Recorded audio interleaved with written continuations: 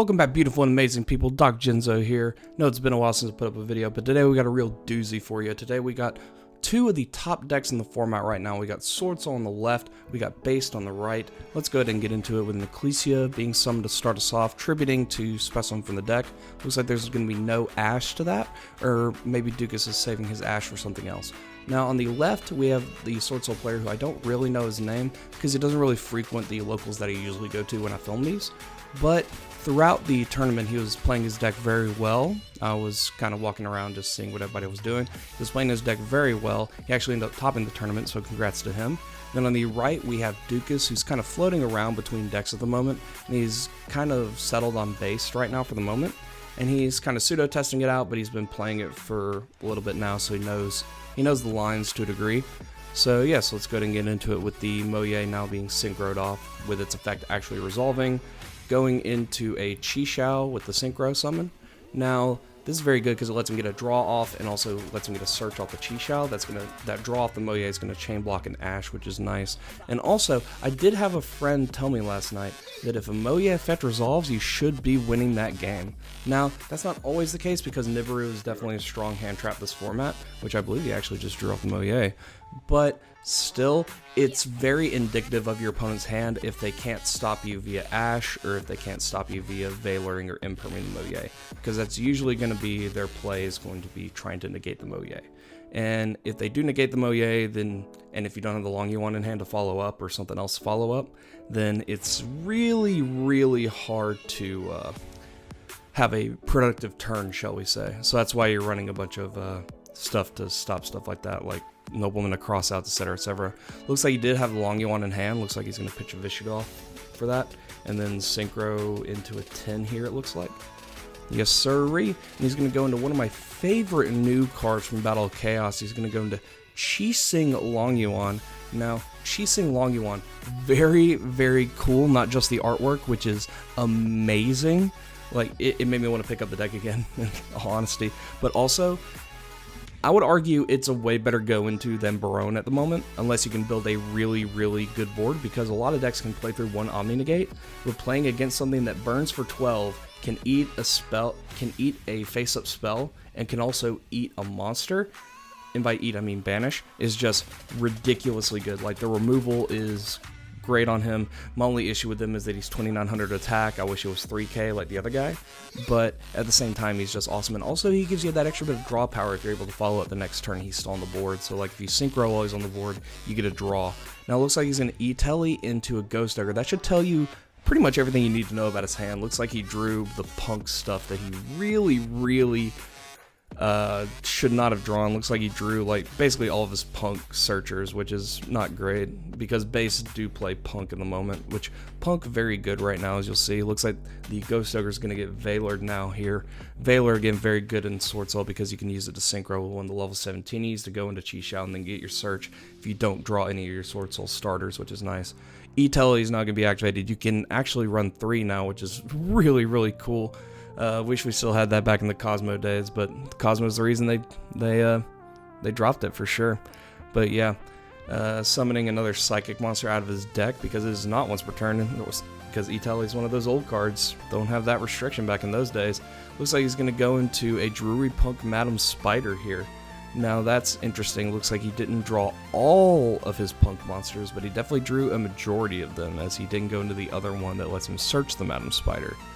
Now, here's the thing.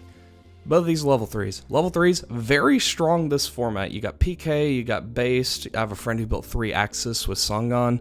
Like, it's just crazy how good level 3s are this format, and just level 3s are in general, like with all the extenders they got with Psychic Wii Leader, Kagemucha Knight, etc., etc.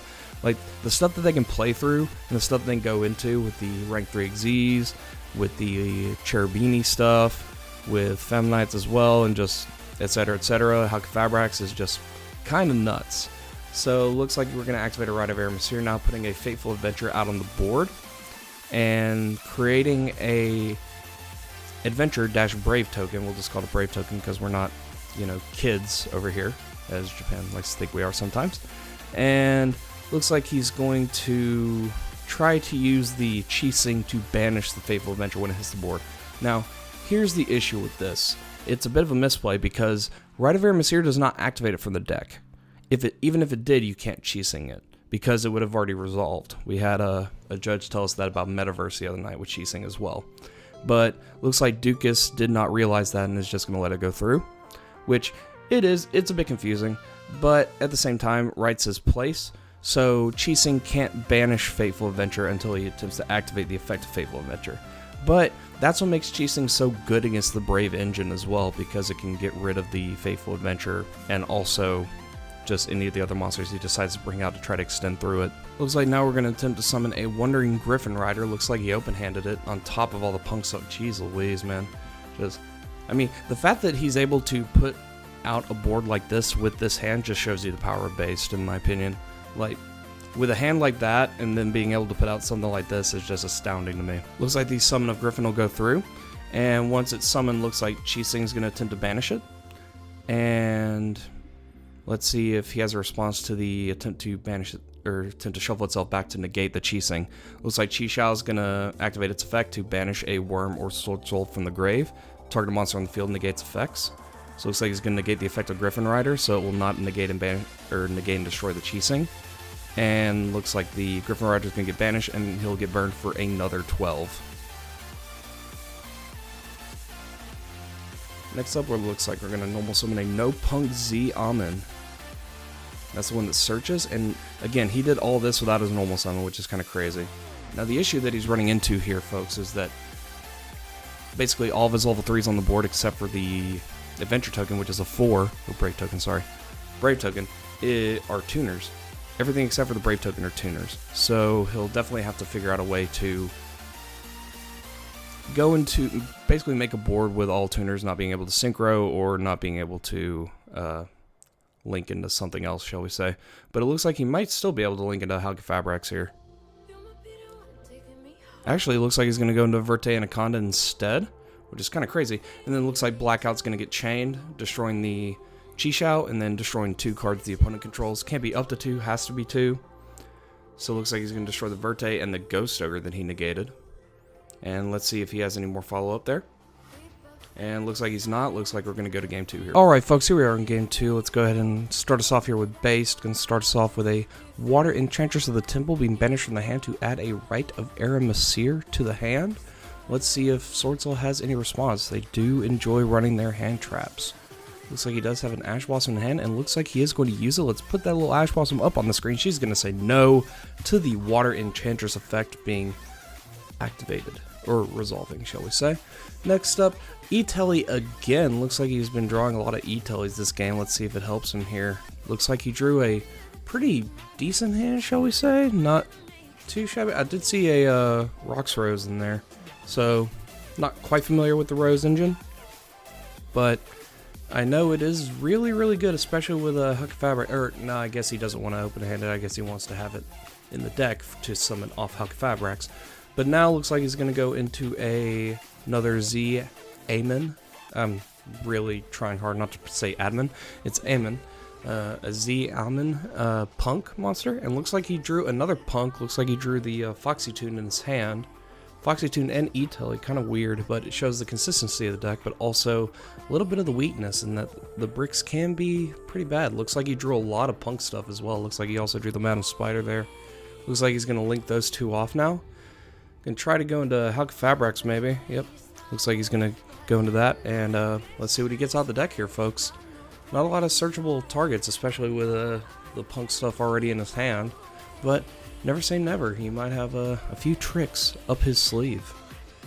Looks like he's going to go into a Despot 01 now.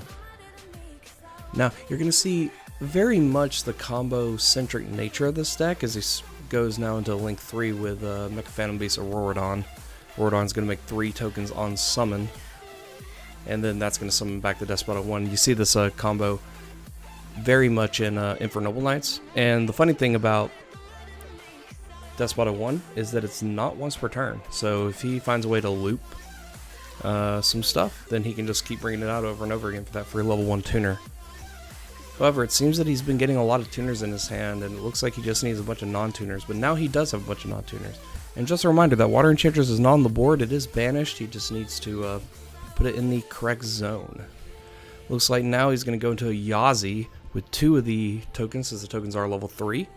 Now, here's a misplay by Dukas here. He blows up the Yazi to blow up his own Aurorodon. That cannot happen. Yazi has to target himself or another Yangtze monster, and a card your opponent controls and blow them both up. So that was a bit of a misplay, but the Yazi being blown up, the opponent didn't catch it, so the Yazi being blown up will allow him to summon any worm monster from his deck. He's going to summon a Mermare. Mermare is going to make more tokens. Now you see the combo citrate nature of the deck here. It's going to summon a lot, but one nib can bring it all crashing down depending on when he decides to nib. Like now, a nib now would just be devastating, especially since he's already wasted his normal summon. But again, E-Telly is at 3, so you got to be careful about that, especially with the Foxy Tune in his hand. But the opponent does not know. So let's see what he wants to do now with those Mermare tokens. He put a dice on the Mermare to differentiate it, making sure it's known to be used twice, and it looks like he's going to put the Water Enchantress over there. Looks like now he's going to link off the Aurorodon token and the Mermare to go into something here. Let's see if he tries to go in Halqifibrax. Or, actually no, looks like he's about to Synchro. Looks like he's going to go into a Borreload Savage Dragon. Very nice play, since the Mermare does reduce its level. So Borreload Savage definitely able to come out on the board, equipping the Aurorodon to itself. Now, here's a weird thing. He puts it in defense mode when it only gains attack off the equipped monster, which is kind of strange because, in all honesty, putting it in attack mode would not hurt because they can just run over it in defense mode, but in attack mode, that thing gets half the attack of Aurorodon, which is pretty substantial in and of itself. So they would have a harder time getting over the Borreload Savage if it was in attack mode. But he just wants that Omni Negate, which is understandable, especially considering his hand being not very optimal, especially with the Rock Throws and the Foxy Tune in the hand. So he's going to link off one of those Mermare tokens into a Link Spider here. And next we're going to link 2. He can't go into Verte with a token, so let's see what else he tries to accomplish here. Going into Dagda now. He thought about the Halqifibrax there for a second, but he can't go into the Halqifibrax because the tokens are not tuners. So looks like he's going to go into Dagda. Goes with the Scythe Lock for DPE, which is a little bit sad that he can't pull off the DPE with the Dagda, but maybe something will pull out here. Looks like he's going to pass the turn on that note, folks. Drawing for turn on the SWORDSOUL side. Let's see if he has any way to break this board. Just having to deal with one Omni Negate, which base can put out very better boards for sure.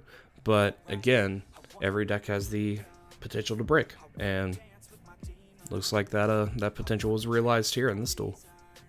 Looks like we're going to activate a SWORDSOUL Emergence now, trying to search for any SWORDSOUL monster. Let's see if there's a response there. Looks like there is not, so Borreload Savage is not going to negate it, so he'll get a search for any monster. Looks like he's going to add the Longyuan, which should tell Dukas that he does have the Moye in his hand. Though you're not always going to search Moye off an Emergence if you don't have it, but typically that's what you go for. Next up, normal summoning a Moye now. Attempting to activate the Infect, revealing the Longyuan for cost. Looks like Borreload Savage is going to negate it. Now here's another slight misplay. The Borreload Savage negates but not destroys. That means that the SWORDSOUL player still has that Moye on the board to be able to use a Synchro material, because he does have the Longyuan in hand. So that's a bit of an issue, because they'll still mean that he'll still get the Moye draw and the Chi-Shao search if he decides to go that route. But he might not decide to go that route. He might just go straight into level 10, which is, well, we'll see, because he's going into the Longyuan right now, which will make a token. And let's see what he decides to do here. Looks like he's not going to do any of that Chi-Shao stuff. Looks like he's going to go straight into level 10 here, which is a bit of a strange call, but we'll see how it goes here as he decides what to go into here. Looks like it's going to be a Baronne de Fleur.